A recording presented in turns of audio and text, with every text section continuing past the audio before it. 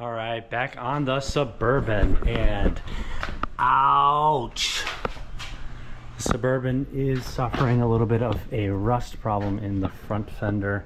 We got a patch panel. We're gonna see what we can do. First though, we're just gonna break this into 3 parts. How do you remove the fender of a 2003 era Suburban? And that's what we're gonna talk about today. So because the fender and this inner fender is one piece, I think you do need to unscrew these and just move them that way. I don't think they actually have to be completely disconnected.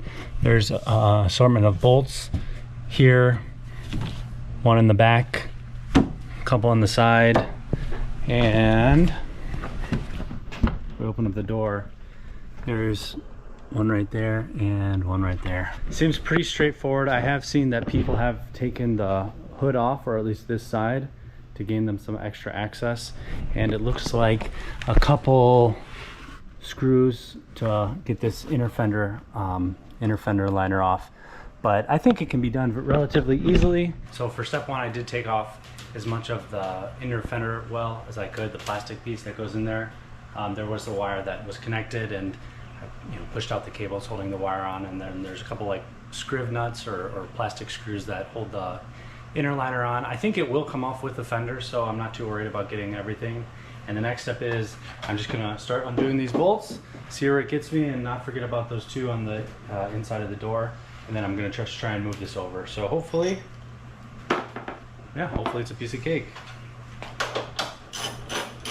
Quick tip when putting your car back together: 2 different size bolts, short and long. The short ones go right here. The long ones, there's 1 in the front and then the 2 on the door. Don't forget. Little update, all the bolts on the top are taken out. The sides are done. The underside, yeah, I had to cut it off, but I'll just replace that with a nut and bolt once we're done. And now I'm gonna start tackling these inside bolts, and hopefully that'll give us access, and then move that over. So stay tuned. There's 1 bolt hidden under the bumper that I didn't realize. The airbox comes off so that you can get to these bolts.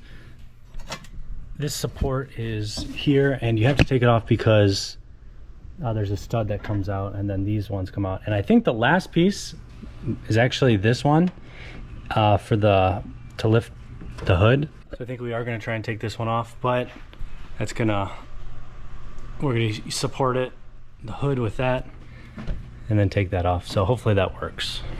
So I got this one taken off, but there's actually one further back. I'm gonna try to use a ratcheting wrench. It's pretty tight back there. Let's hopefully.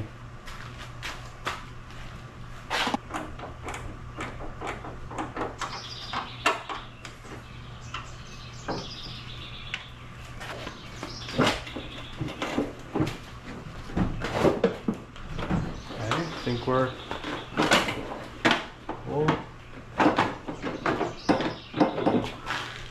You know what, maybe we can pivot it this side out forward. I would say the back out first, and then now take it towards the back of the car.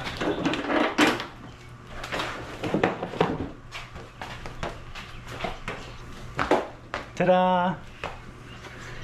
And basically that's how you take off the fender of your truck. If you have a replacement, obviously you would just slap that on and re-bolt it in. But yeah, I mean, that was pretty easy if it wasn't for that one. I don't have a new one that we're gonna replace. We're gonna try and repair it. So stay tuned, and thanks for watching.